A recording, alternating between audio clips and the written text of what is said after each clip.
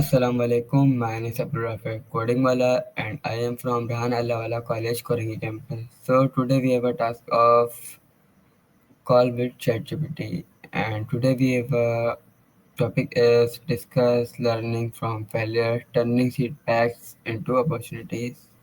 So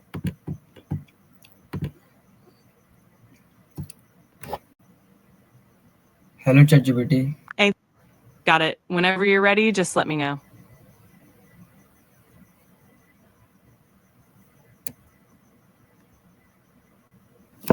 Okay, so ChatGPT, I want to talk about the turning into feedback opportunities for learning of failure.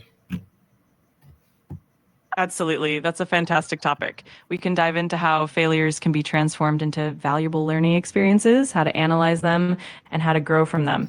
Just let me know where you'd like to start. Okay, so why is failure considered an important part of success?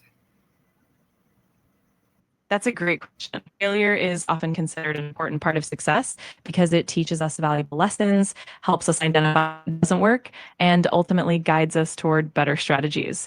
It also builds resilience, encourages innovation, and can lead to personal and professional growth.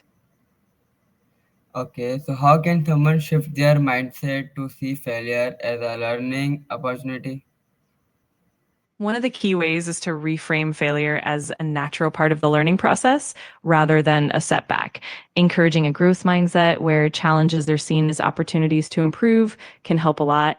It also helps to reflect on what went wrong, celebrate the lessons learned, and understand that each failure is a stepping stone toward success. Support from mentors and peers can also make a big difference. Okay, so what are the most common reason people fear failure? Some of the most common reasons include fear taking risks, lack of preparation, setting unrealistic expectations, not having enough feedback or guidance, and sometimes even external factors that are beyond one's control.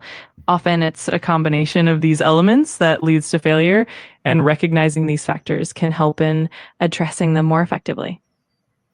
Okay, so how can we analyze our failures to understand what went wrong? A good approach is to start with honest reflection. You can break down the situation step by step, identify what went well and what didn't, and pinpoint any specific mistakes or missed opportunities. It's also helpful to seek feedback from others who were involved. Keeping a failure journal or conducting a post-mortem analysis can also give you deeper insights and help you avoid similar pitfalls in the future. Okay, so what steps can someone take immediately after experience a feedback? Right after a setback, it's helpful to first take a moment to process your emotions and give yourself a bit of grace.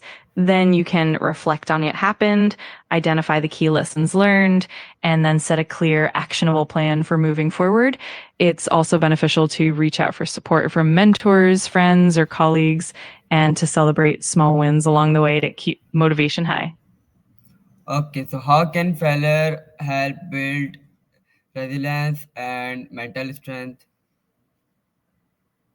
Failure can really strengthen resilience by teaching us how to cope with challenges and bounce back from adversity. Each setback builds our capacity to handle future difficulties, and over time, we develop greater mental toughness. It also helps us build problem solving skills and adaptability, making us more confident and capable in the face of future obstacles. Okay, so how can we turn a mistake into a strategy for improvement? One effective way is to start by thoroughly analyzing the mistake and understanding its root causes. Then you can create a concrete action plan that addresses those issues and prevents them from happening again. It's also helpful to document the lessons learned and share them with your team or community. By continuously refining your approach and staying open to feedback, you turn those mistakes into valuable stepping stones for growth. Okay, why do successful people often say failure was their biggest teacher? A lot of successful people recognize failure as a crucial part of their journey because it often provides the most profound lessons and growth opportunities. It helps them build resilience, refine their strategies, and gain valuable insights that success alone might not teach. In essence, failure often shapes their character and approach, making it a powerful catalyst for long term achievement. Okay, so how can we turn a mistake into a strategy for To turn a improvement? mistake, no worries. Whenever you're ready, just let me know and we can dive back into it. Okay, so how can we turn a mistake into a strategy for improvement? Absolutely. The key is to start by thoroughly analyzing what went wrong and identifying the root causes. Then you can develop a clear action plan that addresses those issues, incorporating the lessons learned. It's also helpful to document these insights and share them with others so that the knowledge spreads. Over time, by refining your approach and continually applying what you've learned, you can turn that mistake into a powerful strategy for improvement. Okay, so what role does self-reflection play in learning from failure? Self reflection is absolutely crucial because it allows you to take a step back and honestly assess what happened. It helps you gain clarity on your actions, your decisions, and the external factors involved. Through self reflection, you can identify patterns, recognize areas for growth, and develop a deeper understanding of yourself. This process ultimately helps you improve and make more informed decisions in the future. Okay, so how can someone stay motivated after facing repeated feedbacks? One great way is to start by carefully analyzing the feedback to pinpoint specific areas for improvement. Then you can create an actionable plan that sets clear, achievable goals. It's also helpful to track your progress regularly and celebrate small wins along the way. Additionally, seeking ongoing support from mentors or peers can keep you accountable and motivated. Over time, this iterative process helps you grow and become more resilient. Okay, how can failure help someone discover their strengths or new paths? Failure often pushes us out of our comfort zone, which can reveal hidden strengths and capabilities we didn't know we had. When we face setbacks, we often have to adapt, problem solve, and get creative. And in that process, we discover new skills and resilience. Plus, reflecting on what went wrong can help us pinpoint our strengths and interests more clearly, ultimately guiding us toward new paths and opportunities we might not have considered before. Okay, so how do you differentiate between a temporary feedback and a signal to change direction? That's a great question. A temporary setback usually involves challenges that are overcome with persistence and minor adjustments, and the core goal or direction remains the same. On the other hand, a signal to change direction usually comes from repeated failures or feedback that indicates a fundamental flaw in the approach or goal. In those cases, it's important to reflect deeply, gather comprehensive feedback, and consider whether the overall path aligns with your long term vision. It's really about pattern recognition and staying attuned to the bigger picture. Okay, so what are common unhealthy responses to failure that people should avoid?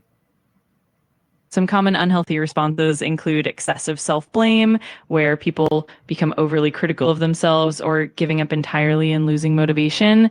Another unhealthy response is ignoring the failure and not reflecting on it, which can lead to repeated mistakes. Additionally, some people might develop a fear of taking risks or become defensive and resistant to feedback. It's important to stay open, practice self compassion, and view failures as opportunities for growth. Okay, so what habits can help someone bounce back faster from future failures? And give me advice for my audience.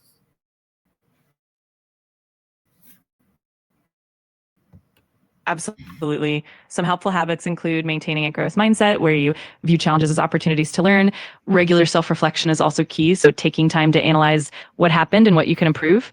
Building a strong support network of mentors, friends, and peers can provide encouragement and valuable feedback.